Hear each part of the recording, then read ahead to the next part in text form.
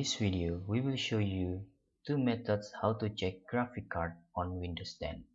First, you can using system information. Just type system information on your search bar and choose components.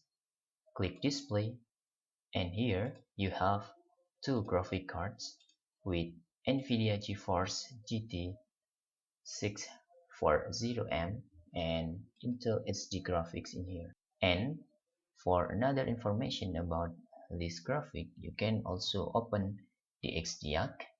Just type run in here, or you can press Windows button plus R in the same time and click OK. And in here you can display your graphic cards with memory information in here for Intel HD graphic, and this is for NVIDIA in the render tab. Okay, that's all tutorial how to check graphic card on Windows 10.